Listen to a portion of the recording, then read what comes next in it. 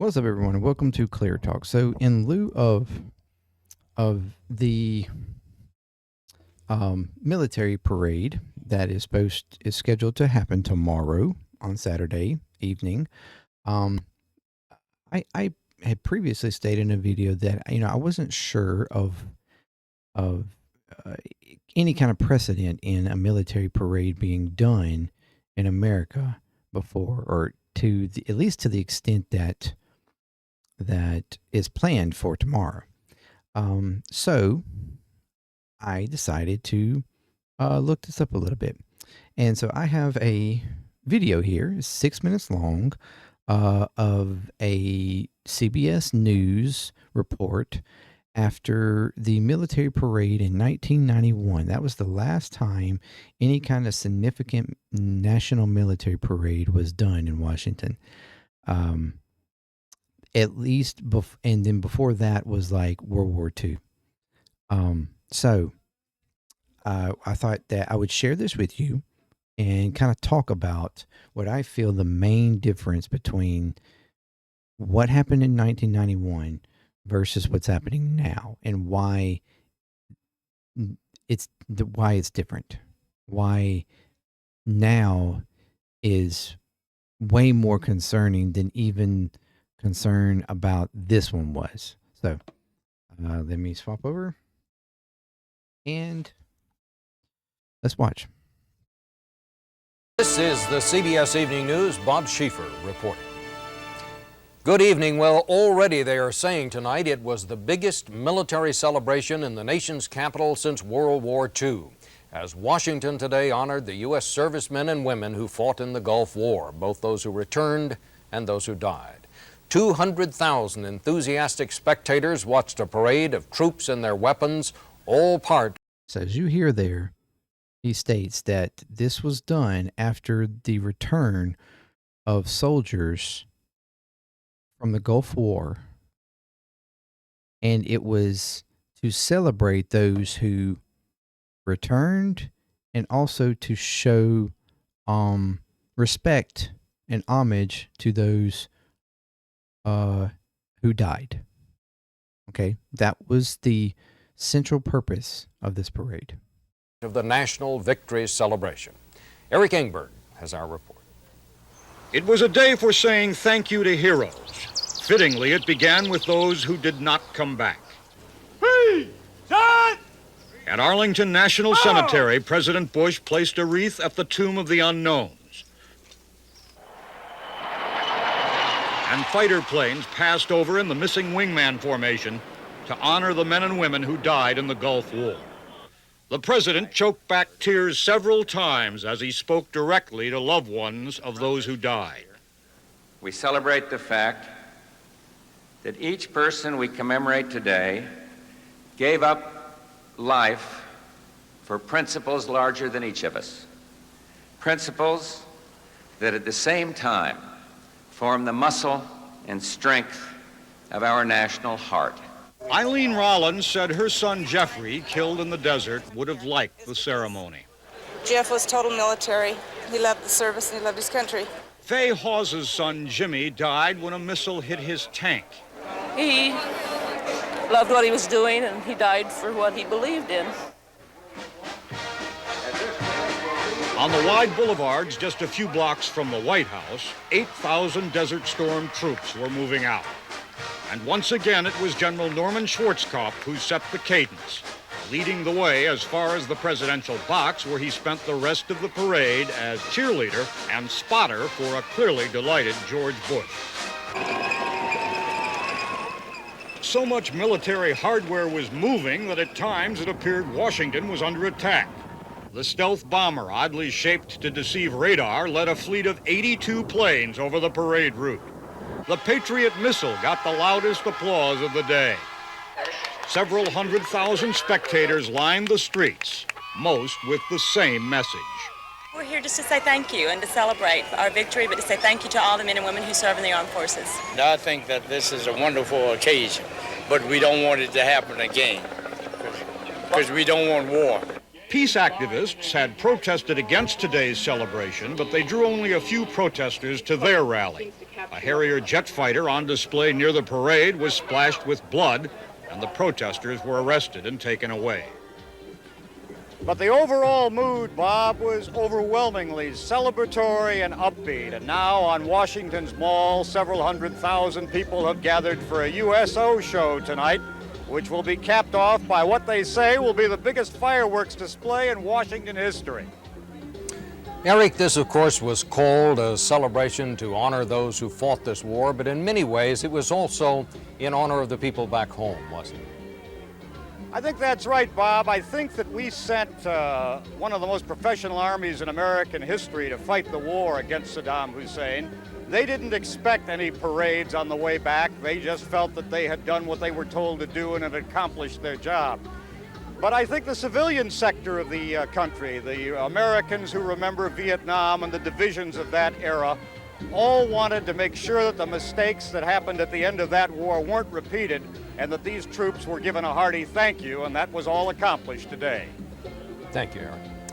Marching isn't always fun, but for the soldiers in today's parade, the experience was one big love feast. Pentagon correspondent Jim Stewart now with that.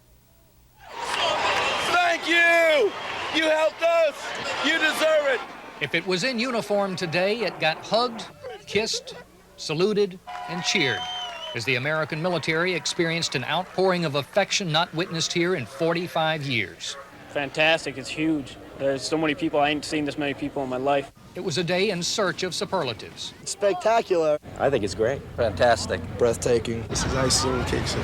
This is icing on the cake. Don't, like I said, don't get no better than this. A day for the heroes of Desert Storm to strut their stuff. Right now, this humming sound you hear is telling me that the weapon is functional. A day when soldiers became celebrities. How many autographs have you given? At least 3 or 4 dozen now.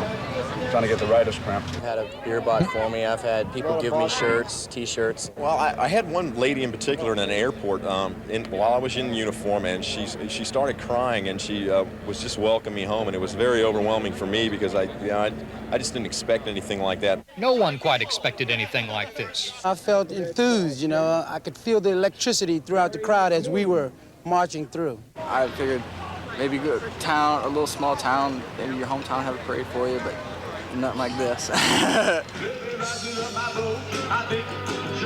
think it's fantastic. I was also in Vietnam, and we didn't have anything like this coming back. I think it's great. Everyone, it seemed, had that other war on their mind as well today. Everyone's a little guilty about the Vietnam vets. They didn't have as much recognition, and it's a way of showing that we're sorry and let's start all over again. And some did. Thank you. Welcome home. And I owe you. Oh, God. Thank you. Jim Stewart, CBS News, Washington. So there you go. That was in 1991. And as you know, I stated, and as they stated, that was because of, we had sent our military to the Gulf to fight against Saddam. I can't remember what it was, the operation was called, but it was maybe that was Desert Storm. I don't recall. But the purpose of that parade was to give thanks and rally around those soldiers coming home. They did their operation, considered successful. Now, whether or not you agreed with the point of the operation, or whether or not they should have sent to begin with, in every instance of something like that happening, you always question that. You always have concerns about that, and there's not ever a full, like a common agreement usually. But the idea is that these soldiers,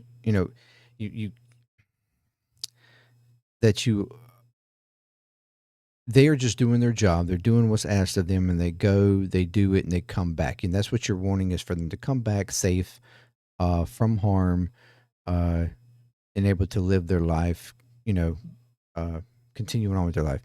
And so that's the idea behind that. It was a parade to celebrate those who had returned safely, done their job, but also to pay respect to those who lost their lives. And not only who lost their lives uh, for in that operation, but also to show respect for those who came back and lost their lives in the Vietnam War, which was the big major war before that, where we didn't show any kind of like major celebration for at least not any capacity like that. And so it was like a hey, we're sorry, like the girl, one girl said, we're sorry, that you didn't receive this type of, so let's start over, and we want to thank you as well, for what you did. And the other guy that said, he was in the Vietnam War and they didn't have something like that when they returned. Like, the idea was to celebrate those who returned and show respect for those who didn't. It wasn't a grandiose gesture or show to show how powerful our military was, or in celebration of our president at that time and his use of the military, or his, where this time around, the parade that is supposed to take place tomorrow, we have not been in any kind of major conflict. We have a bunch of little silly stuff all around the world that we shouldn't be in, and we understand that, and that's not the fault of any military personnel, or those that would prefer being home. But this is not a celebration of that same type of thing.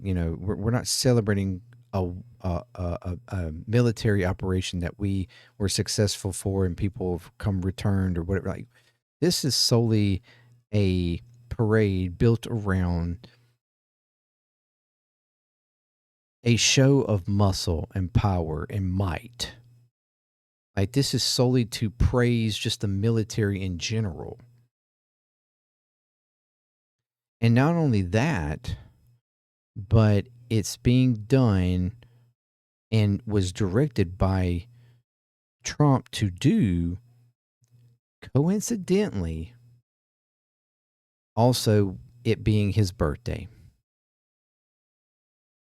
And we all know how much Trump likes adoration and praise on him. So it just has tomorrow's parade just has this kind of ickiness behind it that doesn't have the same feeling, doesn't have the same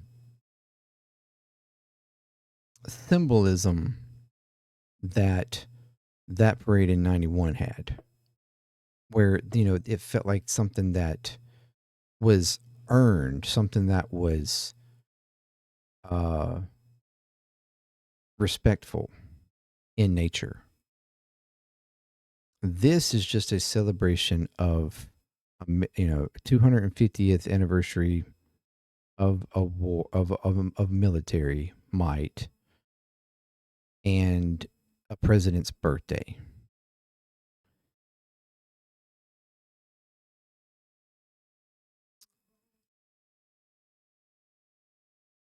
Where I would have preferred it, it would be different if we had, done things to make it to where, like, we had worked for decades to, or since, say since 91, to make the world a place in which we didn't need military might, right? Like, if we had worked towards that, we had worked towards relations with countries, solved relations, saved relations, improved relations. We had, made the world safer. But this is all in the midst of escalatory nature, military might being brought into our streets, unrest and dissent amongst the American population due to things that this president has done, said, possibly could do. And then on top of that, these ongoing stuff happening in the Middle East, and that we are like 100% involved in and encouraging, or at the very least not trying to prevent.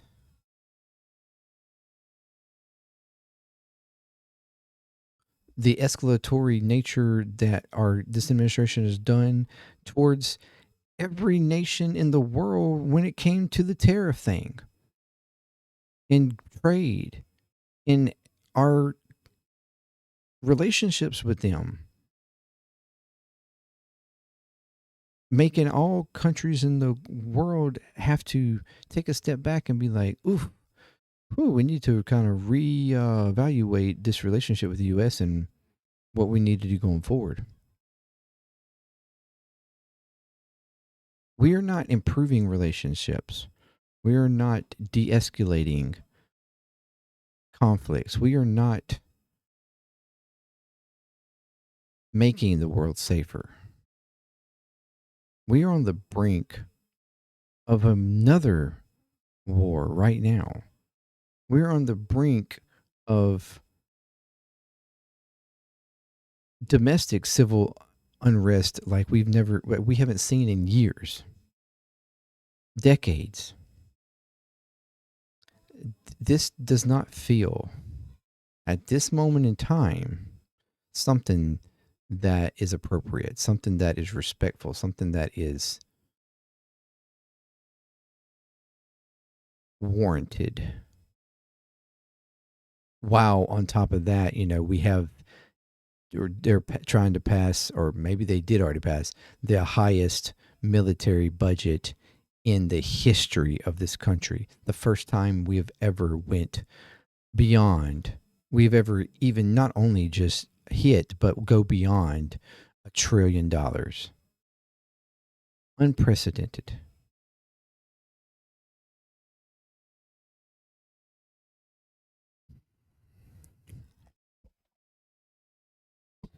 It just feels wrong. It feels icky. It feels like it doesn't quite meet the moment.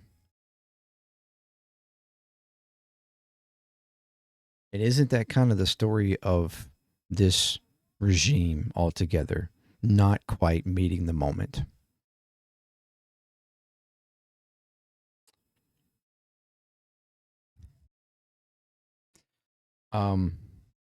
So yes, we have had military parades before. I don't understand. I was 9 at the time, so that's probably the reason why I don't necessarily remember it. But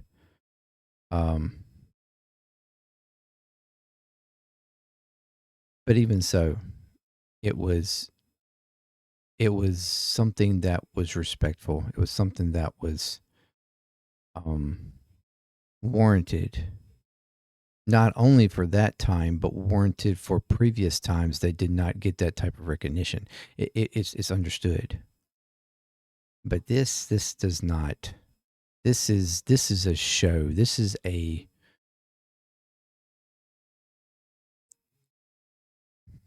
made for TV shit that just doesn't quite feel right. Anyway, thank you very much. Let me know what you think in the comments. And until next time, peace, ClearTalk. I'm out.